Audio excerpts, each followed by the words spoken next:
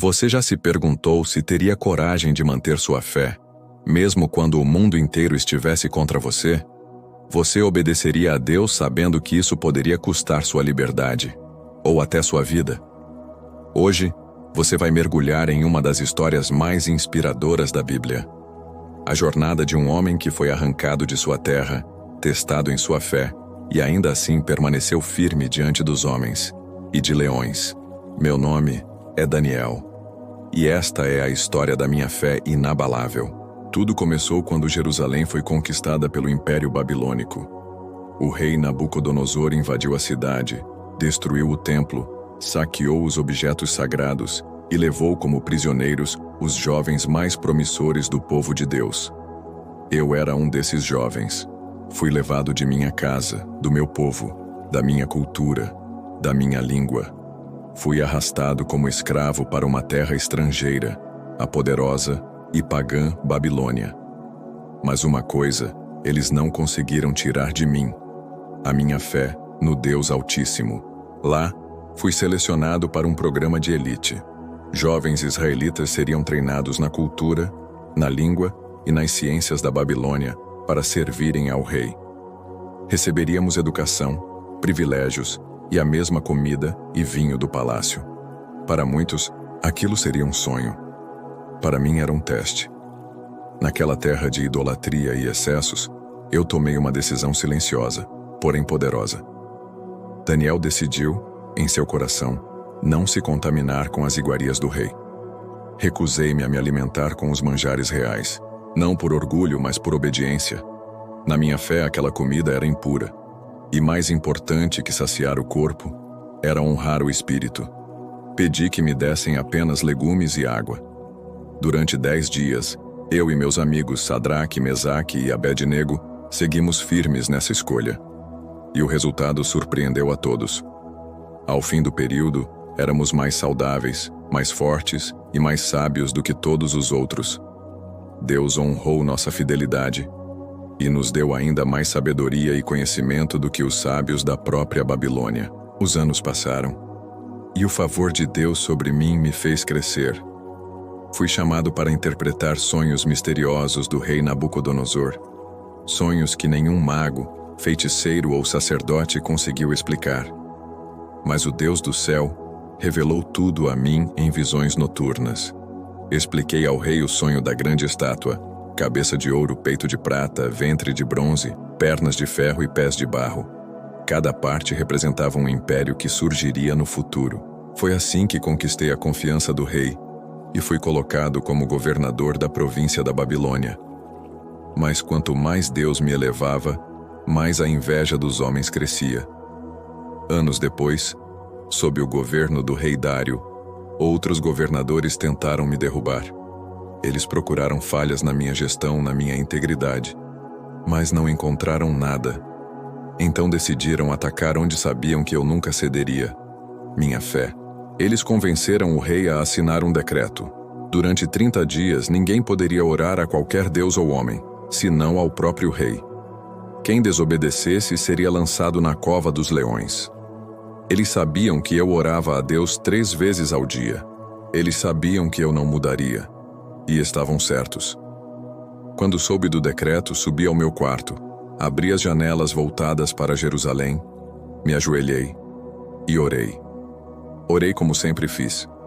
Orei como se não houvesse ameaça, porque para mim, parar de orar seria negar tudo o que eu acreditava. Fui denunciado. O rei Dário ficou aflito. Ele gostava de mim, mas não podia revogar sua própria lei. Ao pôr do sol, fui levado à cova dos leões. Meu corpo seria jogado aos animais famintos, e minha fé colocada à prova diante do mundo. Mas ali, naquela cova escura e fria, cercado por leões, eu não senti medo. Senti a presença do Deus que nunca me abandonou, e ele agiu. Naquela noite, um anjo foi enviado do céu, e a boca dos leões foi fechada. Enquanto isso, o rei passou a noite em jejum e insônia. Ao amanhecer, correu até a cova e gritou: Daniel, servo do Deus vivo, o seu Deus a quem você serve continuamente, pôde livrá-lo dos leões? E do fundo da cova, Respondi com voz firme: Ó Rei, vive para sempre. Meu Deus enviou seu anjo e fechou a boca dos leões.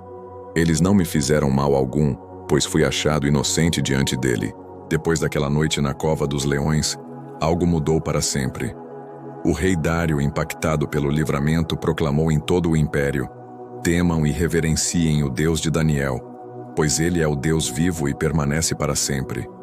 O seu reino jamais será destruído e seu domínio jamais terá fim. Ele livra, salva, faz sinais e maravilhas no céu e na terra. Foi ele quem livrou Daniel do poder dos leões. Imagine isso, um decreto real exaltando o nome do Deus de Israel, no coração do maior império pagão da época.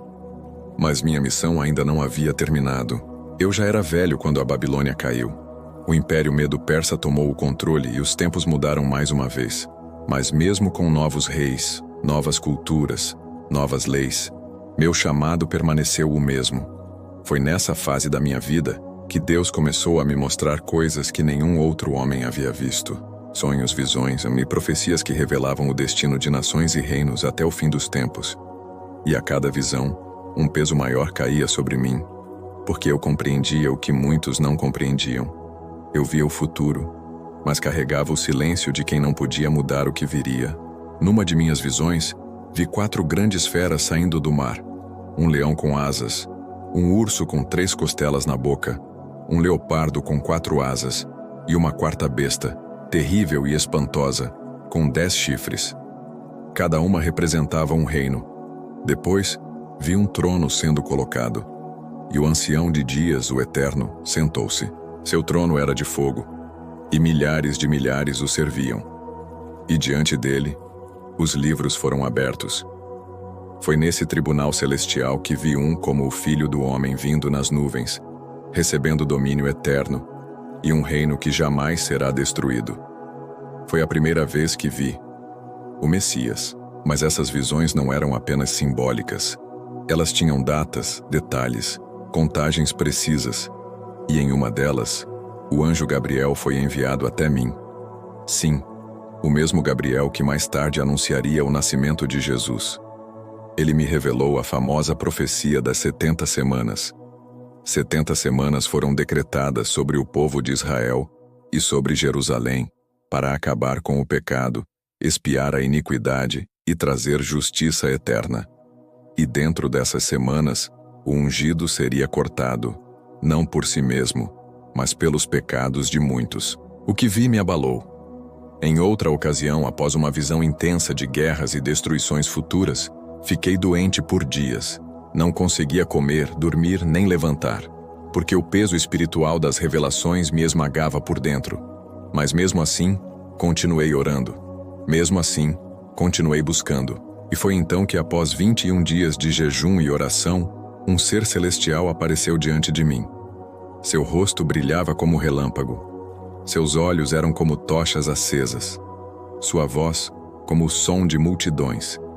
Eu caí com o rosto em terra, sem forças. Mas ele me tocou e disse: Daniel, homem muito amado, não temas. Desde o primeiro dia em que aplicaste o coração a compreender e a se humilhar diante de Deus, tuas palavras foram ouvidas. E eu tremi. Porque mesmo sendo fraco, mesmo sendo apenas um homem entre milhões, o céu havia me escutado, e ali entendi algo profundo. Os reinos passam, os impérios caem, os poderosos de hoje são o pó de amanhã, mas a palavra de Deus permanece. As visões que recebi não foram apenas para o meu tempo.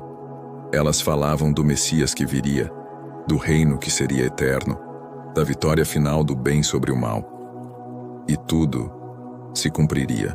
Anos depois vi com meus próprios olhos a profecia começar a se cumprir. Ciro, rei da Pérsia, emitiu um decreto libertando os judeus. Eles poderiam voltar a Jerusalém, reconstruir o templo, recomeçar.